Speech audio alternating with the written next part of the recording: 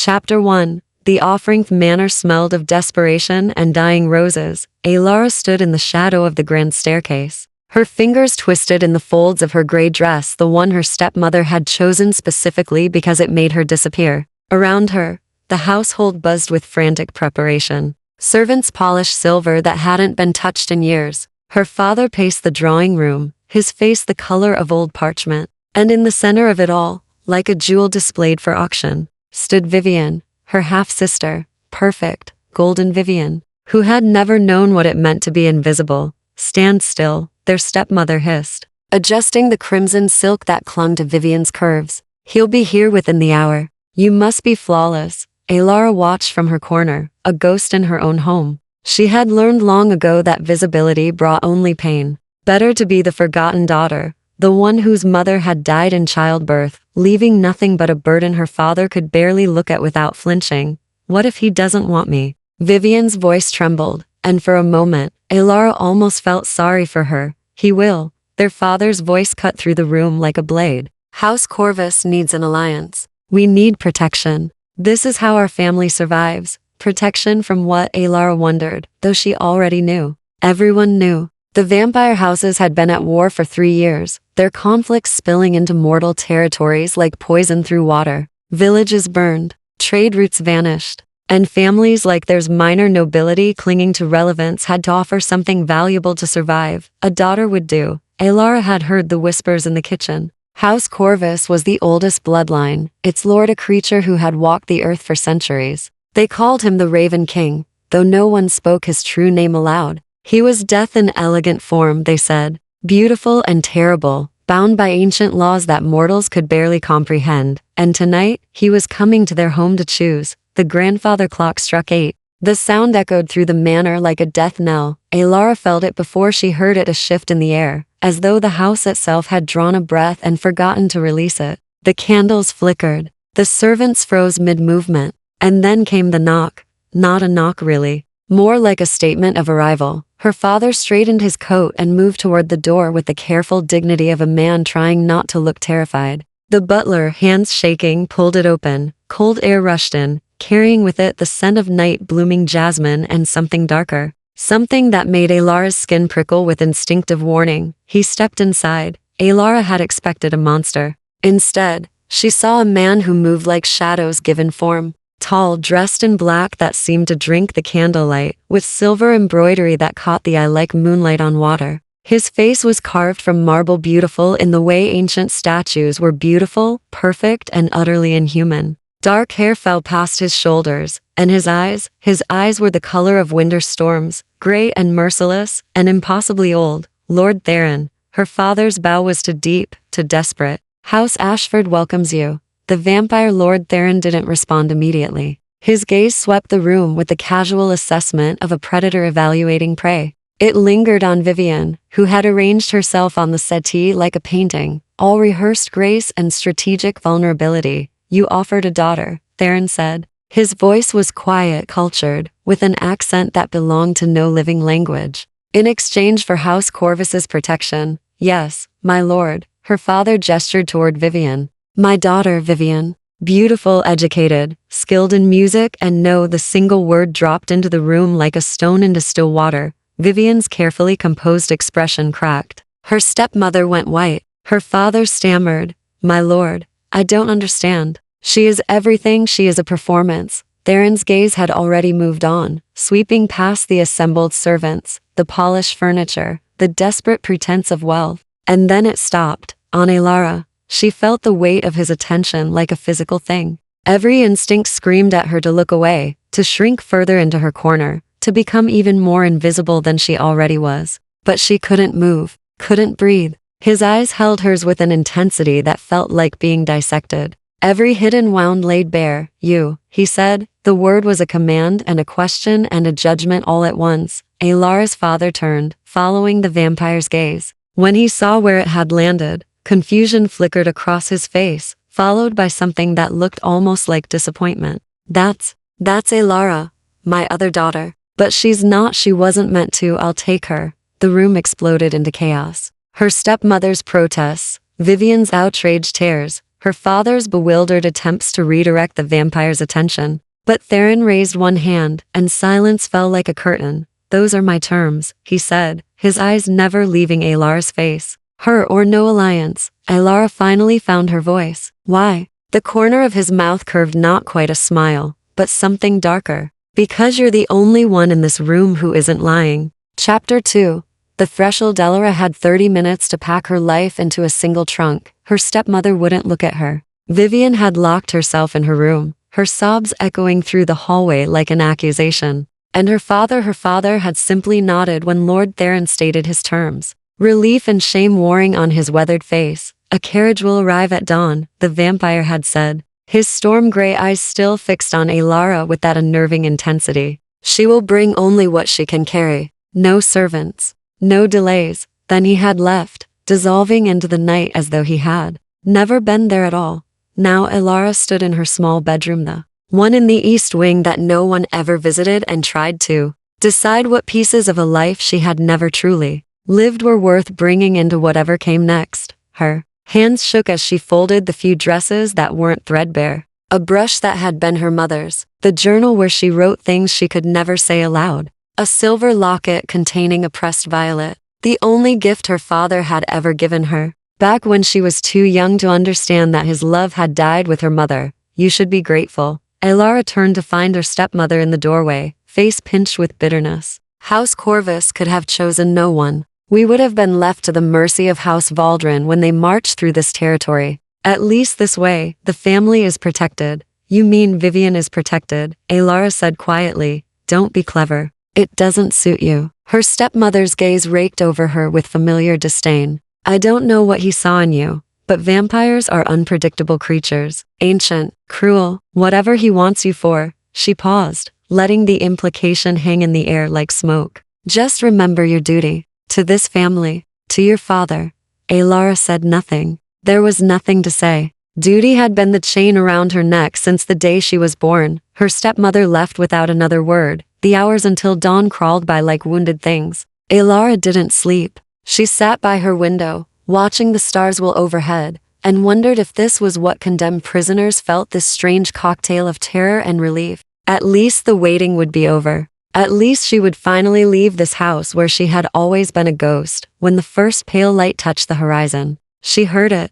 The sound of wheels on gravel, the soft breathing of horses, the creak of an expensive carriage settling into stillness. No one came to say goodbye. Alara carried her trunk down the stairs herself, her footsteps echoing through the silent manor. The front door stood open. Beyond it, she could see the carriage, black lacquered wood with silver fittings that gleamed like captured moonlight. No driver sat at the reins. The horses stood perfectly still, their eyes dark and calm, waiting for her. She stepped across the threshold. The moment her foot touched the gravel drive, something shifted. The air itself seemed to thicken, pressing against her skin like water. A binding, she realized with sudden, cold clarity. She had left her father's house. There was no going back now. The carriage door opened on silent hinges. Inside, Lord Theron sat in shadow, motionless as a statue. He didn't offer to help with her trunk, didn't speak, simply watched as she struggled to load her belongings and climb inside,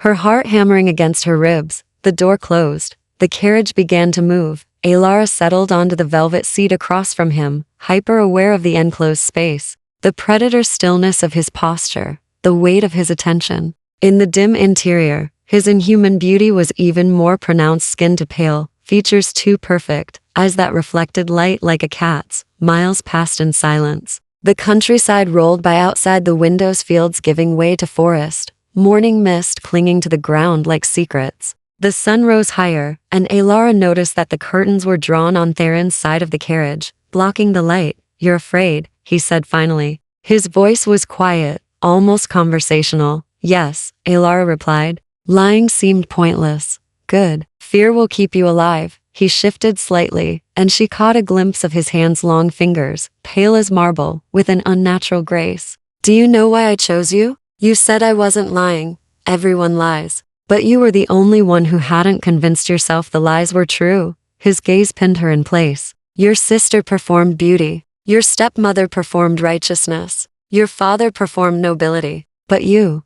He paused. You've been performing invisibility for so long, you've almost forgotten what you actually are. The observation cut deeper than Alara wanted to admit. And what am I? Perceptive, watchful, someone who knows how to survive in a house full of people who would rather you didn't exist. Something flickered in his expression, not quite sympathy, but recognition. Those are useful qualities where we're going. Where is that exactly? Ravenscroft. The seat of House Corvus. He gestured vaguely toward the window. 3 days' travel from here. By the time we arrive, the other houses will know I've taken Immortal into my household. Some will see it as weakness. Others will see it as strategy.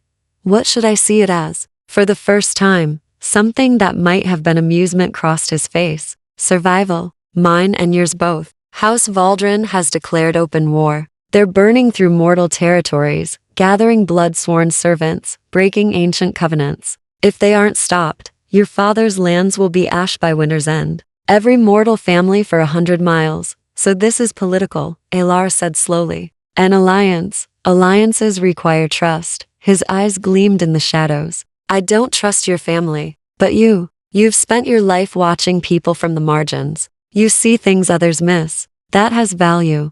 I'm not a spy. No, but you are mine now. The words carried weight beyond their surface, meaning something ancient and binding. And in my world, that means something. I don't take humans into House Corvus lightly. The last one was 70 years ago. Alara's throat went dry. What happened to them? Theron was silent for a long moment. When he finally spoke, his voice carried the weight of old grief, carefully controlled. They chose mortality. I honored that choice. The carriage rolled on through the brightening day, carrying Alara away from everything she had known and toward a darkness she couldn't yet comprehend. Chapter 3. The first night they stopped at sunset in a village Alara didn't recognize, the carriage had traveled without pause through the daylight hours. Lord Theron, remaining motionless in his shadowed corner, so still that twice Alara had wondered if he was actually dead. She had drowsed fitfully, her body exhausted, but her mind refusing rest. Caught between the life she'd left and the unknown stretching before her,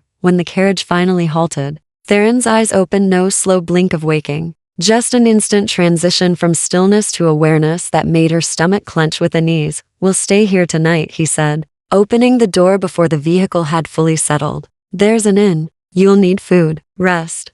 Alara stepped down onto cobblestones slick with evening mist. The village was small, unremarkable, the kind of place travelers passed through without remembering. But the inn bore a symbol above its door that made her pause, a raven with spread wings, carved into ancient wood. They know you here, she said. They know House Corvus. This is a way station. Mortals who serve us in exchange for protection. Theron moved toward the entrance with that liquid grace that was becoming familiar. They'll ask you no questions. You'll offer no information about where we're going or why. Understood? It wasn't really a question. Inside, the inn was warm and surprisingly well kept. A fire crackled in the hearth. The innkeeper, a woman with iron gray hair and shrewd eyes, took one look at Theron and bowed low. Lord Corvus, your usual room is prepared. Her gaze flicked to Alara, assessing. And for your companion? The adjacent chamber. She'll need a meal. Privacy. Theron's tone made it clear the conversation was over.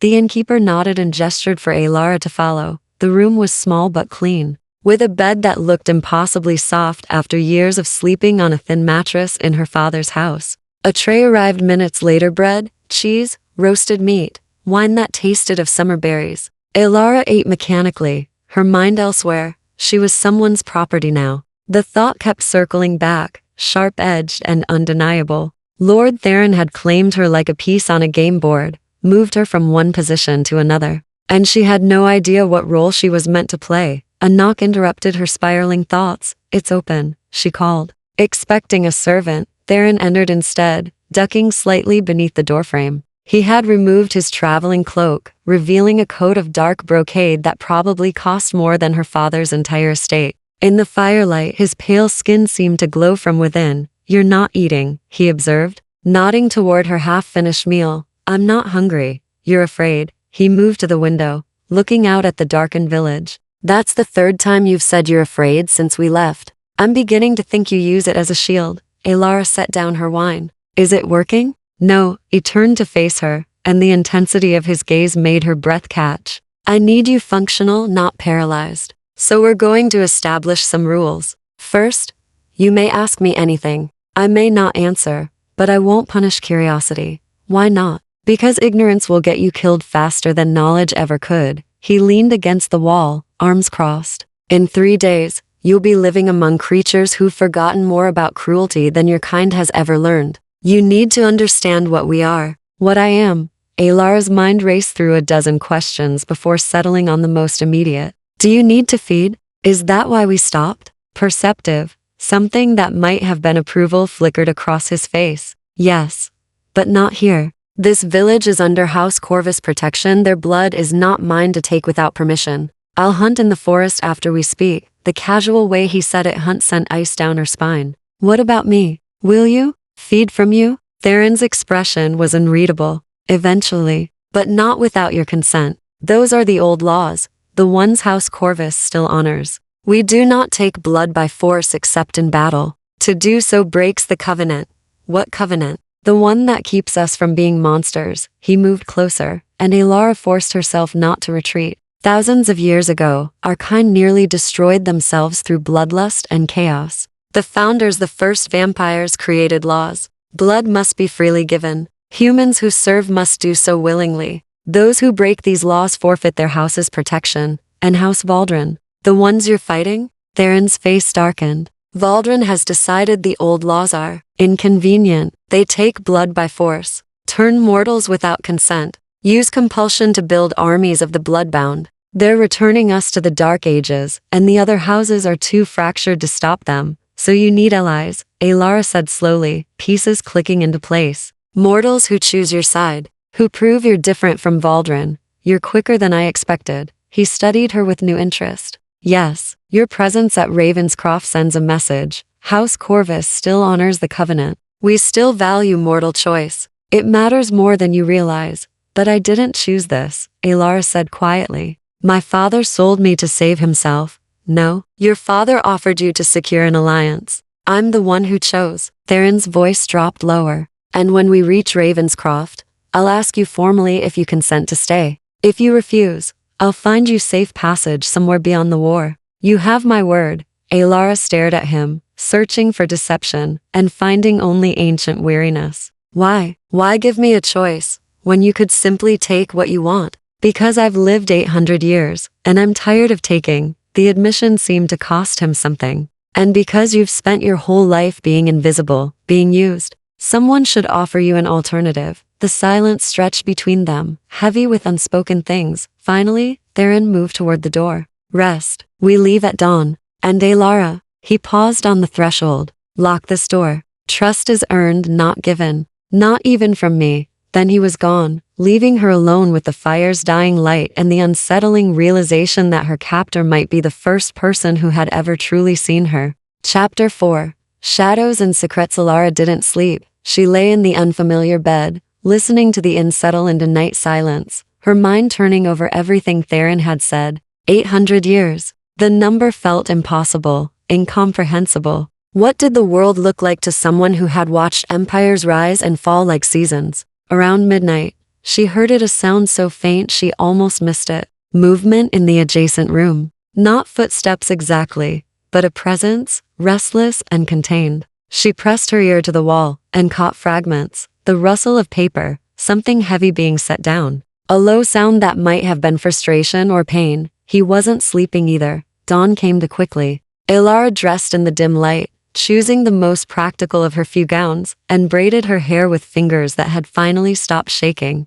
When she emerged, Theron was already in the hallway, looking exactly as he had the night before. No shadows under his eyes, no rumpled clothing, nothing to suggest he was anything but perfectly controlled. You look tired, he observed. I'm mortal. We do that. The corner of his mouth twitched. The carriage is ready. The second day of travel was different. Maybe it was the conversation from the night before, or maybe it was simply exhaustion breaking down her defenses. But Alara found herself watching him more openly, studying the way he held himself with that preternatural stillness, how his eyes tracked movement outside the window with predatory precision, the almost imperceptible way he shifted away whenever sunlight threatened to breach the curtains. You're staring, Theron said, without looking at her. I'm observing. You said curiosity wouldn't be punished. I did. He finally turned his attention to her. What do you want to know? Does the sun hurt you? Yes. Not immediately, but exposure causes pain, then burning, then death, if prolonged. Older vampires can tolerate brief contact. I can survive perhaps an hour in direct sunlight before it becomes dangerous. Alara filed that information away. And you don't sleep? Not really. We enter a state similar to sleep during daylight hours. Deeper than mortal rest, closer to death. We're vulnerable then. His gaze sharpened. Which is why the chambers at Ravenscroft are secured. Why trust matters. A vampire at day rest can be killed easily by anyone with access and intent. The implication hung between them he would be vulnerable near her. It was information and warning both. What else? He prompted. Last night, in your room, I heard. She hesitated. It sounded like you were in pain. Theron's expression closed like a door slamming shut. For a long moment, she thought he wouldn't answer. Then, old wounds. They ache sometimes, especially when I'm tired. Vampires can be wounded. We can be hurt. We heal quickly from most things, but certain injuries. He touched his chest absently, just left of center. Some wounds never fully close. Silver through the heart. Fire. Betrayal. The last word carried weight that made Alara's breath catch. She wanted to ask, wanted to understand what could wound a creature who had survived 8 centuries. But the grief in his eyes stopped her. They fell into silence again, but it felt different now, less empty. More like two people learning to exist in the same space. The forest grew denser as they traveled north. Ancient trees pressed close to the road, their branches forming a canopy that blocked out the sun. The temperature dropped. Even inside the carriage, Alara found herself pulling her shawl tighter. We're entering House Corvus territory, Theron said, noting her discomfort. These lands have belonged to my house for 600 years. The forest knows us.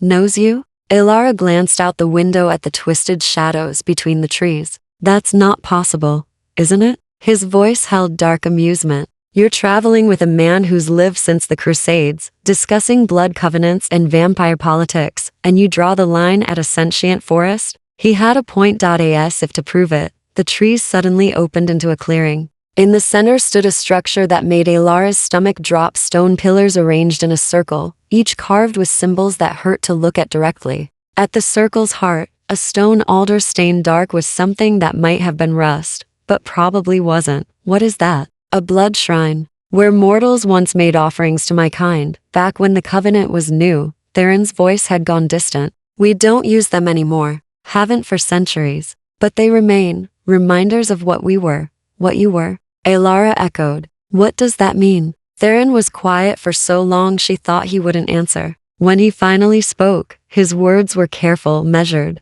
There was a time when we ruled mortals through fear. When blood was taken, not given. When humans were cattle, nothing more. His jaw tightened. The founders ended that age, created the laws, tried to build something better. But the temptation remains. Power always hungers for more. Is that what House Valdrin wants? To go back? Valdrin believes the covenant was a mistake. That vampires diluted their strength by granting mortals choice. His storm gray eyes met hers. They're not entirely wrong. We are weaker now than we once were. Divided, bound by laws that limit us. But we're also less monstrous. Less consumed by the very thing that gives us life. The carriage rolled past the shrine, but Alara couldn't stop looking back at those dark-stained stones. Have you ever? Killed? Theron finished. Fed without permission? Yes. War makes monsters of us all, mortal and immortal alike. I've done things I regret, things I can undo. He leaned forward slightly, his intensity almost physical. But I'm trying not to be that creature anymore. That's why the covenant matters. Why you matter.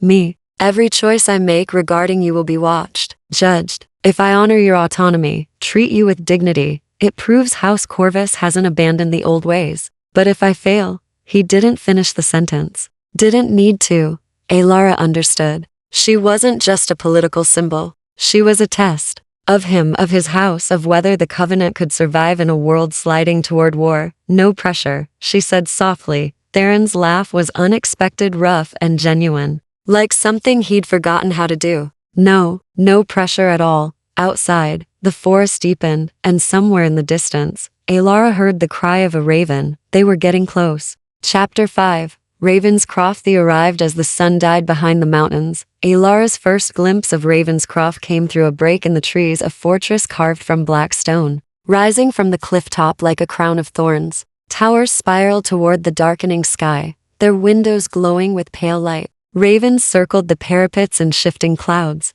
their calls echoing across the valley. It was beautiful and terrible, ancient and alive, and Alara felt suddenly, crushingly small. Home, Theron said quietly. Though the words sounded more like admission than celebration, the carriage climbed the winding road, passing through gates that opened without touch. Across a courtyard where fountains whispered in languages Alara didn't recognize, servants appeared from shadows, some human, some decidedly not, their faces carefully blank as they took her trunk and stepped back with deference that bordered on fear. Theron descended from the carriage with that inhuman grace, and Alara saw the change in him immediately. Here, he was different, harder, the lord of this place, not the complicated creature who had talked with her about wounds that wouldn't heal. "Welcome to Ravenscroft," he said, offering his hand to help her down. His fingers were cold as marble. "Try not to wander. The castle is old, and some parts of it remember when mortals were prey." Before Alara could ask what that meant, a voice cut through the courtyard.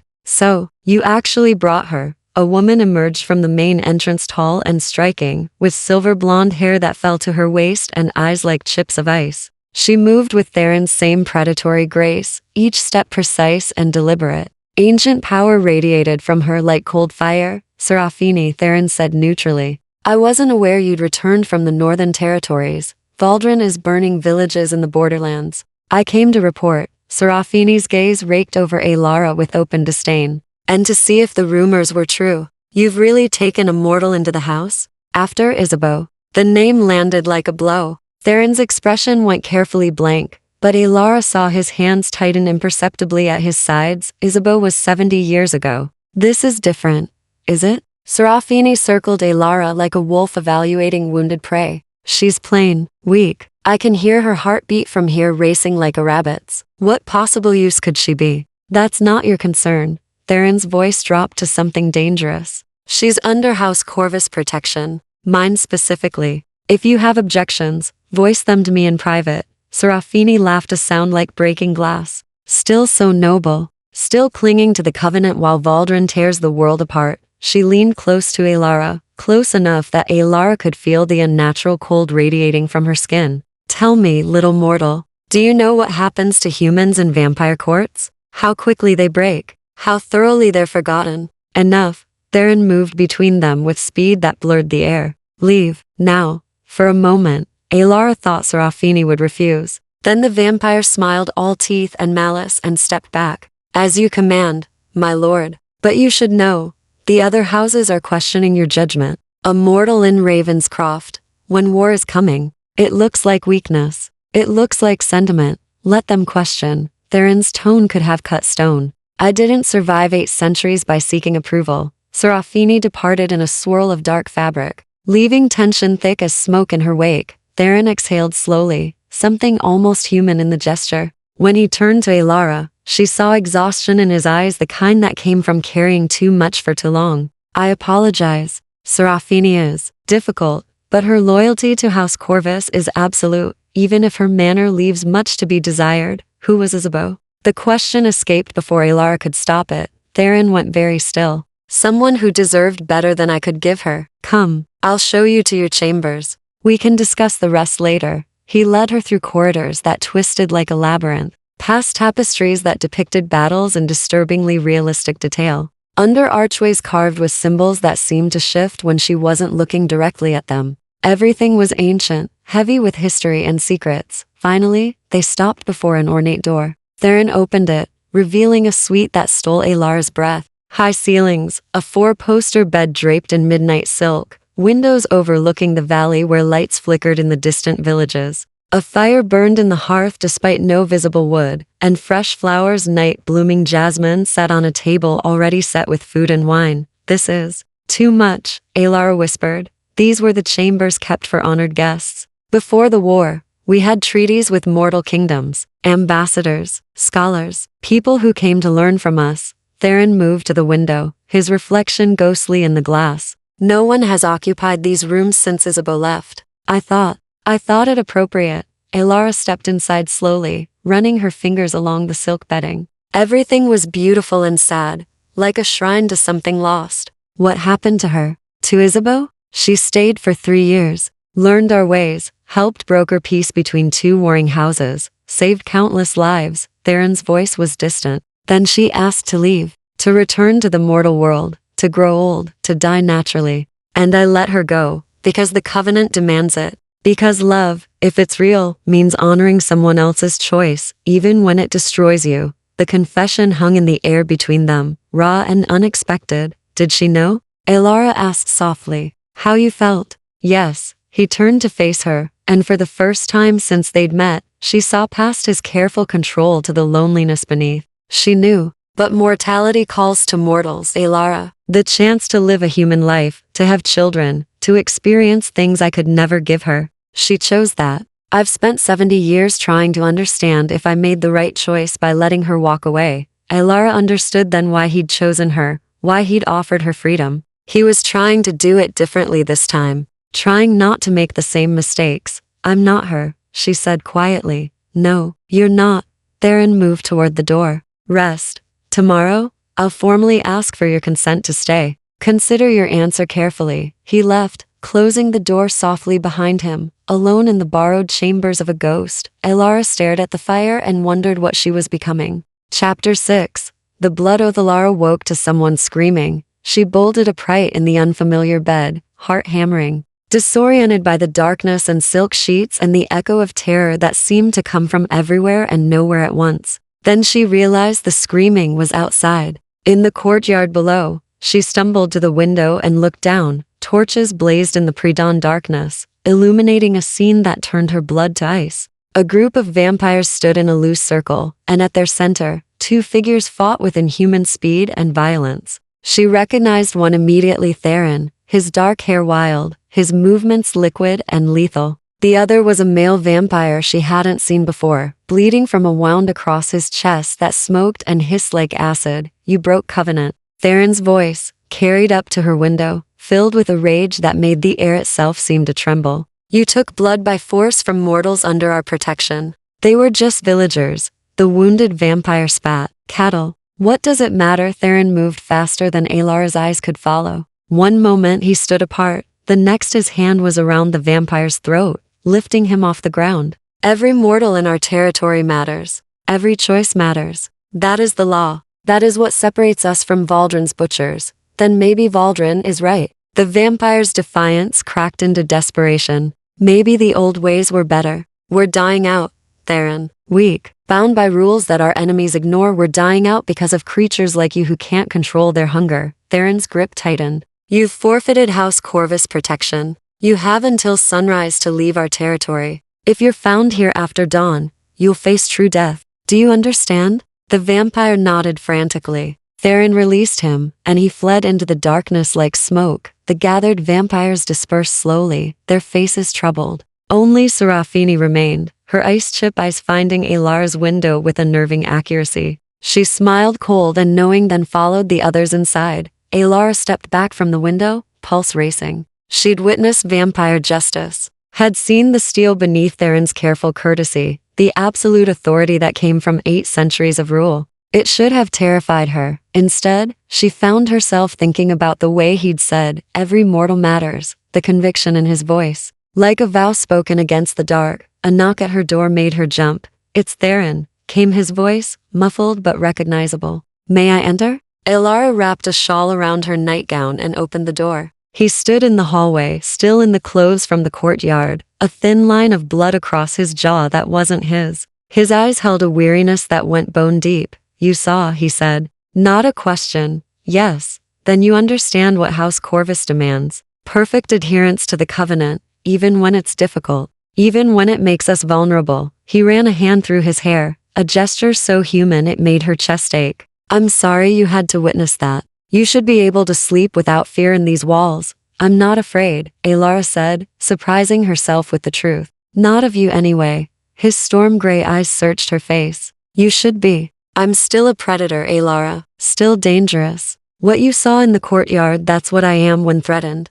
No, that's what you are when defending something you believe in. She pulled the shawl tighter. There's a difference. Theron was silent for a long moment. The sun will rise soon. We should speak now, before I'm indisposed. I promise to ask formally. He straightened, and she saw him gather himself into formality like armor. Alara Ashford, do you consent to remain at Ravenscroft as a member of House Corvus? To learn our ways, to be bound by our laws, to accept my protection and the responsibilities that come with it. This was it, the choice he'd promised her. Alara thought of her father's house, where she'd been invisible for 23 years. Thought of Vivian's perfect life that would continue without her. Thought of her stepmother's disdain and the small, colorless existence she'd left behind. Then she thought of Theron asking permission before touching her trunk. Of him offering her information freely. Of the way he'd said, someone should offer you an alternative. Like he actually believed she deserved one. What are the responsibilities? She asked. Honesty. Both given and received. If you stay, we don't lie to each other. Not about things that matter. He stepped closer, and she could see the vulnerability beneath his careful control. You'll witness things that will disturb you. You'll be tested by vampires who see you as weakness. You'll live in a world at war, where your mortality makes you a target. But you'll also be free to speak, to question, to refuse. Your consent can be withdrawn at any time. And if I leave, I'll arrange safe passage. Give you enough gold to start over somewhere beyond the war. You'll never see me again. The admission seemed to cost him something. I'm not Isabeau's captor, Alara. I won't make that mistake twice. Alara looked past him to the ancient corridors of Ravenscroft. Then back to his eyes, old and sad and trying so hard to do the right thing. She thought about invisibility and choice. About being seen for the first time in her life by something that should have been a monster, but wasn't. I have conditions, she said. Surprise flickered across his face. Name them. I want to learn. Not just about vampires, but everything. History, languages, things I was never allowed to study at home. I want access to your library. Granted. I want my own space. These chambers. I don't want to be moved or reassigned because someone objects to my presence. Done. And I want the truth. About Isabeau. About the war. About what you're really fighting for. She held his gaze. If I'm going to be part of this, I need to understand it. Theron was quiet for a heartbeat, too. Then he extended his hand. Those are acceptable terms. Do we have an agreement? Alara looked at his offered hand, pale, elegant, deadly. Then she placed her smaller hand in his. His fingers closed around hers, cold and careful, and she felt something shift in the air between them. Not magic exactly, but wait, promise. The beginning of something that couldn't be undone. Yes, she said. We have an agreement. Then welcome to House Corvus, Alara Ashford. His thumb brushed across her knuckles, barely contact. Try not to die on me. Chapter 7. Blood and Ironthe Library was a cathedral of knowledge. 3 stories of books, scrolls, and manuscripts that smelled of leather and time and secrets. Alara stood at the entrance, overwhelmed by the sheer magnitude of it. Sunlight streamed through stained glass windows, painting everything in jewel tones: ruby, sapphire, emerald. The collection spans 4,000 years, said a voice behind her. Alara turned to find a vampire she hadn't met before, shorter than Theron, with copper hair and amber eyes that held something almost like warmth. He wore reading glasses perched on his nose, which seemed absurdly human. I'm Matthias, House Corvus, scholar and keeper of this chaotic mess. He gestured at the towering shelves with affectionate exasperation. Lord Theron said you'd be coming, that you had questions about our history. Among other things, Alara said carefully. She still wasn't sure how to navigate conversations with vampires who weren't Theron. Is he? Day rest. He'll rise at sunset. Matthias moved to a nearby table covered in open books, which gives us hours to work. What do you want to know first? The founding? The covenant? The great houses? The war? Isabeau, Alara said. Matthias's expression shifted surprise, then something like respect. Starting with the difficult questions. Good. Come sit. He led her to a reading nook by one of the windows, pulled 2 chairs close, and began without preamble. Isabeau Mercier arrived at Ravenscroft in 1678, sent by her father to negotiate a trade treaty. She was brilliant, spoke 6 languages, studied medicine and philosophy, had a mind that could dance around most vampires twice her age. His voice grew softer. Theron was fascinated and lonely. He'd been ruling House Corvus for 300 years at that point, and the weight of it was crushing him. What happened? Ilara asked, though she suspected she already knew. What always happens when immortals fall in love with mortals? Time. Matthias removed his glasses, cleaned them absently. She stayed 3 years. They were happy, or as happy as a human and vampire can be. She helped him see mortals as equals again, reminded him why the covenant mattered. But she was aging, even in those 3 years. Tiny changes, a line here, a silver hair there. Nothing to mortals, but to someone who doesn't age. He trailed off. He was watching her die slowly, yes, and she was watching him remain unchanged. The gulf between them grew until she asked to leave. She wanted children, a normal life, time that belonged to her and not to forever. Matthias met Alara's eyes. Theron let her go, gave her enough gold to live comfortably, made sure she reached her family safely. Then he locked himself in his chambers for a year and wouldn't see anyone. Alara absorbed this, fitting it against what she'd seen of Theron, the careful control, the distance he maintained, the way he'd promised her freedom. He's trying not to repeat the past. He's trying not to feel again, Matthias corrected gently. There's a difference. But you.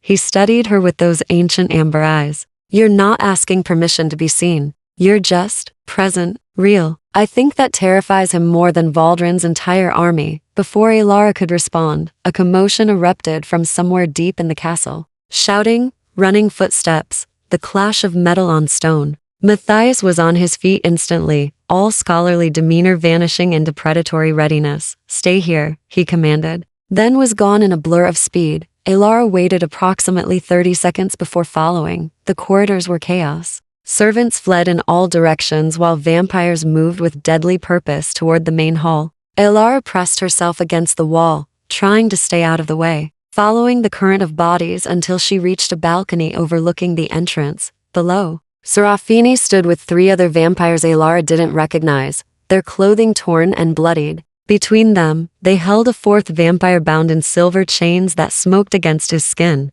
his face contorted in agony. Valdrin Scout, Serafini announced to the assembled house. We caught him in the western forest. He was watching the castle, counting our numbers. Theron needs to see this, someone said. Theron is at day rest, Serafini replied coldly. Would you wake him? Risk leaving him vulnerable during his weakest hours? For this, she kicked the prisoner, who groaned. The law says prisoners must be questioned by the House Lord, Matthias argued, appearing at the edge of the crowd. We wait until sunset. The law also says traitors and invaders forfeit protection. Serafini's smile was all teeth. I say we execute him now. Send his head back to Valdrin as a message. Voices erupted in argument. Some agreed with Serafini's swift justice, show of strength. Others insisted on protocol, proper questioning, adherence to the covenant, even for enemies. Alara watched from above, her mind racing. The prisoner's eyes were desperate, darting around like a trapped animal.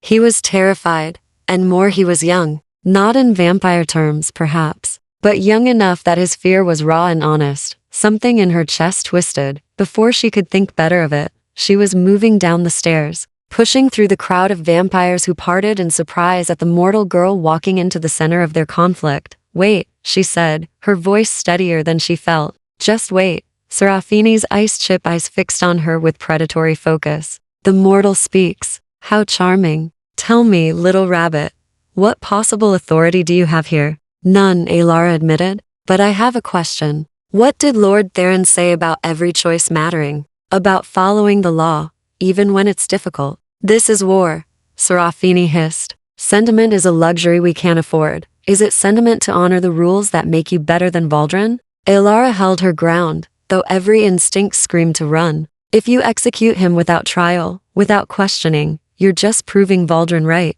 that the covenant is weakness, that you're no different from them. The silence that followed was suffocating. Then Matthias spoke. The girl has a point. We wait for Theron. The prisoner lives until sunset. Serafini looked like she wanted to argue, but the gathered vampires were nodding, murmuring agreement. She'd been outmaneuvered by a mortal girl, quoting their own lord's words. Fine, she said finally, each word sharp as broken glass. But when Theron wakes, we'll see if he agrees with his pet human. And if the scout escapes before then, little rabbit, The blood will be on your hands. She stalked away, her followers trailing behind. Alara stood trembling in the center of the hall, only now realizing what she'd done. She'd challenged a vampire. She'd interfered in house politics. She'd made an enemy. Matthias appeared at her elbow. That was either very brave or very stupid, probably both, Alara whispered. Theron is going to have opinions about this, but Matthias's voice held something that might have been approval. Come, let's get you back to the library before Serafini decides to revisit this conversation. As they left, Alara glanced back at the prisoner. He was watching her with something like hope in his eyes. She prayed she hadn't just made a fatal mistake. Chapter 8. Sunset Reconingulera couldn't focus on the books Matthias had given her. She sat in the library as afternoon shadows lengthened, her hands trembling every time she turned a page, replaying the confrontation with Serafini over and over. What had she been thinking? She was mortal, powerless, barely 3 days in this place, and she'd publicly challenged one of the most powerful vampires in House Corvus. You should eat something, Matthias said, setting a tray beside her. Theron will wake soon, and you'll need your strength for whatever comes next. Will he be angry? Alara asked quietly. Probably, but not for the reasons you think. Matthias settled into the chair across from her. Theron values courage, but he also fears losing another mortal to his world's violence. You put yourself at risk today. Made yourself visible to vampires who already resent your presence. That will terrify him more than it angers him. Before Alara could respond, the library doors burst open. Theron stood in the entrance, dressed in black leather meant for battle, his hair still damp from washing. His eyes found her immediately, and the relief that flashed across his face was quickly replaced by something harder. Out, he said to Matthias, without looking away from Alara. The scholar departed without argument. Theron crossed the space between them with controlled fury, stopping just close enough that Alara had to tilt her head back to meet his eyes. You challenged Serafini, in front of the entire house, over a Valdrin prisoner. I didn't challenge her. I asked a question. You quoted my own words back at her, undermined her authority, and made yourself a target. His voice was low, dangerous. Do you have any idea how many ways she could kill you before I could stop her? How fragile you are compared to what lives in these walls? Yes, Alara said, standing so she didn't feel quite so small. I know exactly how fragile I am. But I also know what I saw vampires ready to break your laws because it was convenient. Because waiting was hard. And I thought, she faltered, searching for words. I thought you'd want someone to remind them why those laws exist, not at the cost of your life. The words came out sharper than he'd intended. Theron turned away, gripping the back of a chair hard enough that the wood creaked. Isabeau used to do that. Step into conflicts she didn't understand, risk herself for principles that should have been mine to defend. And I let her, because I thought her courage was beautiful. And I was too selfish to see the danger I was putting her in. I'm not Isabeau, Alara said for the second time in 3 days. No, you're more reckless. He turned back to face her. At least Isabeau had years to learn how to navigate vampire politics. You've been here 3 days, and you've already made an enemy of my second in command. Then teach me, Alara challenged. You promised me truth. You promised I could question, could speak. But you didn't warn me that doing so would be dangerous. You can't offer me autonomy and then punish me for using it. Theron stared at her, something shifting behind his eyes, frustration giving way to reluctant admiration. You're right. I should have prepared you better. Should have explained house dynamics, the hierarchy, who can be challenged and who cannot. He exhaled slowly. The prisoner is being held in the lower chambers. I need to question him before I make any decisions. You're coming with me.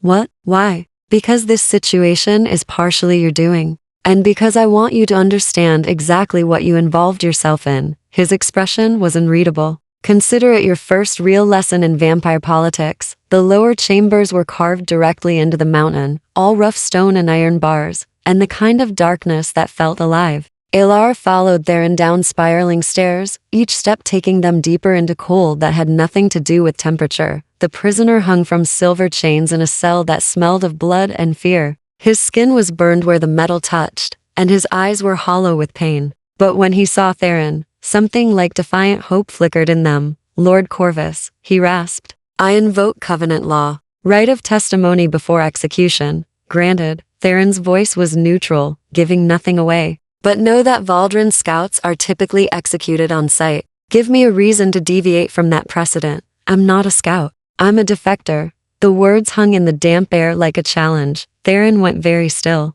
Explain.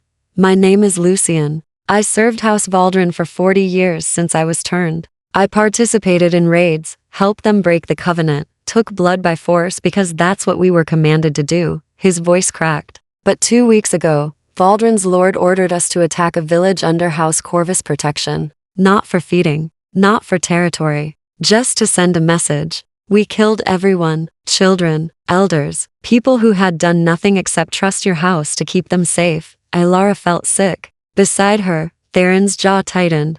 I couldn't, Lucian continued. I couldn't keep doing it, couldn't keep being that creature, so I ran. I came here hoping, he laughed bitterly, hoping that the rumors about Corvus were true, that you actually honor the covenant, that you might let a monster try to be something else. Defectors are rare, Theron said carefully. Usually traps. How do I know you're not here to infiltrate, to report our weaknesses back to Valdrin? You don't. You have to choose whether to trust me or kill me. Lucian's eyes met Ilara's. But your human did something strange today. She argued for my life when she had no reason to, when it would have been safer to stay silent. If House Corvus has humans who believe in mercy enough to risk themselves for it, then maybe the rumors are true. Theron glanced at Ilara, something complicated passing across his face. Then he drew a knife from his belt, silver-edged, deadly sharp. Lucian flinched, but Theron simply cut the chains. The prisoner collapsed to the stone floor, gasping. You'll be watched constantly, Theron said, questioned extensively. One suspicious move, one hint of betrayal, and Serafini gets her execution. But if you're genuine, he paused. House Corvus accepts those who seek redemption. That's the Covenant's promise, even to those who've broken it. Lucian stared up at him with something like wonder. Thank you, my lord. Thank you. Don't thank me yet. Theron's voice was grim. Serafini will demand your death. The house will be divided. And you've just made our position infinitely more complicated. He looked at Ilara. Both of you have. As they climbed back toward the castle proper, Ilara finally spoke. Did I do the right thing? I don't know, Theron admitted. But you did the brave thing. Sometimes that has to be enough. His hand found hers in the darkness, cold fingers threading through warm ones, and for a moment, they simply held on. Chapter 9. The breaking point. The attack came at midnight. Ilara woke to the sound of shattering glass and screams, not the single scream from days before, but a chorus of them, human and vampire both. She stumbled from bed, heart hammering, and ran to the window. The courtyard was chaos. Flames licked up the eastern wall where something had breached the gates. Vampires fought in blurs of impossible speed, their movements too fast for mortal eyes to follow. And everywhere, the smell of smoke and blood and burning flesh. House Valdrin had come to Ravenscroft. Ilara's door burst open. Matthias stood there, his scholar's demeanor replaced by cold efficiency. Come, now. Theron's orders all mortals to the inner sanctum. What's happening? Valdrin knows about Lucian. They're here for him, and they don't care who dies in the process. He grabbed her arm, pulling her into the corridor, where other humans ran in panic streams. Move. They fled through passages Ilara didn't recognize, downstairs that seemed to go on forever, until they reached a massive iron door carved with protective symbols. Matthias pressed his hand against it, and it swung open to reveal a chamber filled with perhaps 30 mortals' servants, mostly, their faces pale with terror. Stay here. Don't open the door for anyone except House Corvus. Vampires. Understand? Matthias's amber eyes were urgent. Ilara, I mean it. Don't be brave. Don't be reckless. Just survive. Then he was gone, and the door slammed shut with a finality that made Ilara's stomach drop. The mortals huddled together in the dim chamber, listening to the sounds of battle filtering through thick stone. Someone was crying. Others prayed to gods that had never answered. Ilara pressed her back against the wall and tried to think. This was her fault. She'd argued for Lucian's life, and now Valdrin had come for him. How many would die because she'd interfered? How many were dying right now? An hour passed. Then 2. The sounds above grew quieter, which was somehow worse than the chaos. Quiet could mean victory or annihilation, and there was no way to know which. Then, a sound at the door. Not pounding, but something worse, scratching, like claws on metal. Let us in. The voice was female, honeyed, persuasive. We've secured the castle. House Corvus has surrendered. You're safe now. Just open the door. No one moved. Everyone knew that voice was wrong to sweet to eager. I can smell you in there, the voice continued, losing its false warmth. 30 heartbeats. 30 meals. You're not safe. You're trapped. And eventually, this door will break. Alara's mind raced. The sanctum was designed to hold against siege, but nothing was truly impenetrable. If Valdrin held the castle, if House Corvus had fallen, they were already dead. Just slowly, unless she stood, ignoring the frightened whispers around her, and moved to the door. There was a small viewing slot, barely large enough to see through. She opened it carefully. A vampire stood on the other side, female, beautiful in the way all vampires were beautiful, with eyes like burning coals and a smile full of too many teeth. Behind her, Alara could see bodies, blood on ancient stone, the evidence of slaughter. There you are, the vampire purred. The little mortal who started all this trouble. Theron's pet. Valdrin's lord wants to meet you before you die. Where is Theron? Alara's voice was steadier than she felt. Fighting my brothers in the Great Hall. Losing, probably. He's strong. But we brought 30 vampires. Even the legendary Raven King can't survive those odds. The vampire leaned closer. But you could save some of them. Open this door, offer yourself as hostage, and maybe we'll let the others live. Maybe. It was a lie. Alara knew it was a lie. But she also knew that doing nothing meant everyone in this room would die eventually. She thought of Theron's words. Every choice matters. Give me 1 minute, Alara said, to say goodbye. The vampire's laugh was cruel. 1 minute. Then I start breaking through the door anyway. Alara closed the viewing slot and turned to face the terrified mortals. Listen to me. There's another way out of here. There has to be. Matthias is too careful to build a trap with only one exit. When I leave, you search, find it, get to the villages under Corvus protection and run. You're going out there? A young servant girl, barely 16, stared at her with wide eyes. They'll kill you, maybe, but they'll be focused on me, not you. That's the point. Alara moved to the door, her hands shaking, but her resolve solid. She thought of her father's house, where she'd spent 23 years invisible. At least this way, she'd be seen. At least this would matter. She opened the door. The Valdrin vampire's smile widened. Brave and stupid. My favorite combination. She grabbed Alara's arm with bruising force and dragged her into the corridor. Bodies lay everywhere, vampires and mortals both, casualties of Valdrin's brutal assault. Alara forced herself to look, to witness the cost of this war. They climbed stairs slick with blood, past rooms where fires still burned, until they reached the Great Hall. And there Theron fought like the ancient predator he was. 4 Valdrin vampires surrounded him, coordinating their attacks with lethal precision. His coat was torn, revealing wounds that bled sluggishly. He was losing, but when his eyes found Alara, something in his expression shattered. No, he breathed. No, Alara, run. Touching, drawled a new voice. A male vampire stepped from the shadows, older than any Alara had seen, with eyes like liquid silver and power that made the air shimmer. The mighty Theron Corvus, brought low by a mortal girl. How disappointing. Cassius, Theron's voice was raw with fury and fear. This is between our houses. She's innocent, no one is innocent. Cassius gestured, and the vampire holding Alara threw her to the floor at his feet. She harbored a defector, challenged House Valdrin's authority. Made you weak. He crouched down, studying Alara like an insect. Tell me, little mortal, was he worth it? Was playing at being important worth all these deaths? Alara met his ancient eyes and felt the weight of 800 years pressing down on her. But she'd learned something in the past 3 days. She'd learned that courage wasn't the absence of fear, it was choosing to speak anyway. The Covenant is worth it, she said clearly. What you're doing, breaking laws, killing innocents, you're turning yourselves into monsters. And monsters always lose eventually. Cassius laughed. Then he grabbed her throat and lifted her off the ground. Alara couldn't breathe, couldn't scream. The world narrowed to pressure and pain and the terrible certainty that she was about to die. Then Theron moved. Chapter 10.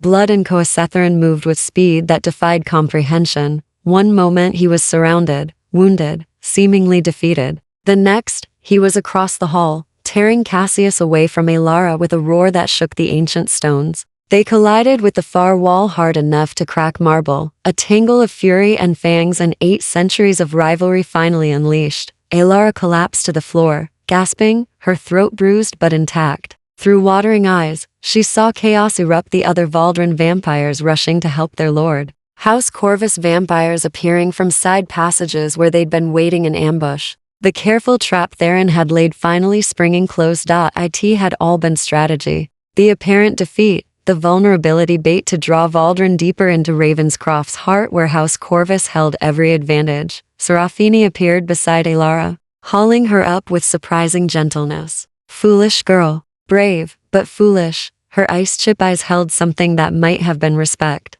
Come, this is no place for mortals. No, Alara's voice was raw but determined. I stay. I see this through. Serafini studied her for a long moment, then nodded curtly. Behind me then. And if you die, I'm telling Theron it was your choice. The battle was brutal and beautiful in its terrible way. Vampires moved like living shadows, their speed turning the fight into something more dance than combat. But there was nothing elegant about the violence, bodies falling, wounds that smoked and bled black, the primal savagery of predators fighting for survival. Theron and Cassius were the center of the storm. They moved with the deadly grace of ancient warriors, each knowing the other's rhythms from centuries of conflict. But Cassius was stronger, older, and Theron was already wounded from the earlier fighting. Alara watched him struggle, saw him taking damage he couldn't afford, and felt something crack open in her chest. This creature who'd offered her choice, who'd tried so hard not to repeat his mistakes, who'd shown her what it meant to be seen, he was losing. And she was powerless to stop it, except, Serafini, Alara said urgently. Blood gives you power, right? Makes you stronger? Yes. But this isn't the time for lessons, he needs blood. Theron needs blood to heal, to fight. Alara grabbed the vampire's arm. I'm offering. Take me to him. Serafini's eyes widened. You don't understand what you're asking. Blood freely given creates a bond. You'd feel everything he feels, be vulnerable to his hunger, tied to him in ways that can't be undone. I know. Alara did know somehow. Had learned it from all those hours in the library, reading about covenant law and vampire bonds and the sacred exchange that separated them from monsters. But he's dying to protect something he believes in. To protect me. I won't stand here and let that happen when I can help. For a heartbeat, Serafini just stared at her. Then she smiled, sharp and fierce. You're either the bravest mortal I've ever met, or the most insane. Possibly both. Hold on. She moved with blinding speed, carrying Alara across the battlefield like she weighed nothing, dodging combat with preternatural grace. They reached Theron just as Cassius drove him to his knees, silver blade pressed against his throat. Finally, Cassius hissed. The great Theron Corvus, defeated by his own sentiment. Your precious covenant dies with you, Theron. Alara's voice cut through the chaos. His head snapped up, storm gray eyes finding hers with desperate intensity. She saw. The moment he understood what she was offering, saw horror and longing and refusal were across his face. No, he rasped. Alara, no, my choice, she said, echoing his own words back to him. Remember? My consent. I'm giving it. She pulled a knife from Serafini's belt and drew it across her palm, quick and clean. Blood welled, red and mortal, and freely offered. She held her hand toward him. Time seemed to stop. Then Theron moved. He caught Cassius's wrist, twisted with strength that shouldn't have been possible, and drove the Valdren lord back. In the same fluid motion, he reached for Alara, pulling her against him, his mouth, finding the wound on her palm. The world exploded into sensation.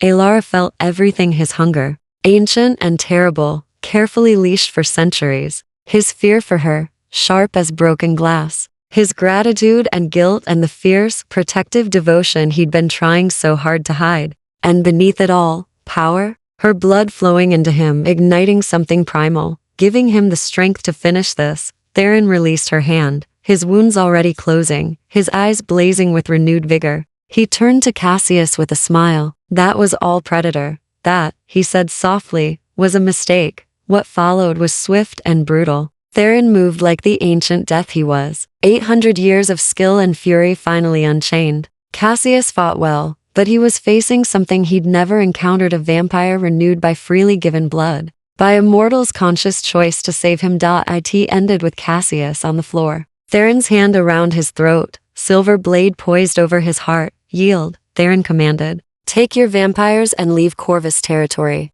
break the covenant in my lands again, and there will be no mercy, no negotiation, only ending. Cassius's silver eyes held fury, and beneath it, grudging respect. You've won today, Corvus. But this war isn't over. No. But now everyone knows House Corvus still has teeth. Theron's voice was steel. Now everyone knows what happens when you threaten what's mine. He released Cassius, who staggered to his feet and gestured to his remaining vampires. They retreated, dragging their wounded, leaving bodies and blood and the bitter taste of defeat behind them. Silence fell over the great hall like a curtain. Theron turned to Elara, and she saw the carefully controlled creature from the carriage shatter completely. He pulled her into his arms too desperate, shaking with reaction he couldn't hide. You reckless, brilliant, terrifying woman, he breathed against her hair. Do you have any idea what you've done? Saved you, Elara whispered. Her palm still ached where she'd cut it, and she could feel the echo of their connection, like a thread between them, warm and binding. Made a choice. Yes, you did. He pulled back just enough to meet her eyes, and what she saw there stole her breath. The bond can't be undone, Elara. You'll feel me now always. My hunger, my emotions, my presence in your mind. And I'll feel you, your heartbeat, your fear, your life burning so bright and brief. Good, she said simply. Then you'll know I'm not afraid anymore. His laugh was shaky, broken, beautiful. Liar. You're terrified. I can feel it. Terrified and staying anyway. There's a difference. She touched his face, her blood-stained hand, leaving marks on his pale skin. You said every choice matters. This is mine. You don't get to take it back. Theron closed his eyes, leaning into her touch like a man starving for contact. Then I suppose I'm stuck with you. I suppose you are. Around them, House Corvus began to stir, vampires and mortals emerging from hiding, assessing damage, tending to wounds. Serafini approached with Matthias, both wearing expressions of complicated approval. The mortal lives, Serafini said. And more surprisingly, she's earned House Corvus's respect. Well done, little rabbit. Her name is Elara, Theron said quietly, still holding her like she might disappear. And she's not mortal anymore. Not entirely. He looked at the assembled house, his voice carrying through the hall. As of tonight, Elara Ashford is blood-bound to House Corvus. She is under my direct protection, and anyone who threatens her answers to me personally. Is that understood? The gathered vampires bowed, some reluctantly, others with genuine respect. Even Serafini inclined her head. Elara felt the weight of their acknowledgement, the shift from invisible girl to something seen, something valued. It should have been terrifying. Instead, it felt like finally coming home.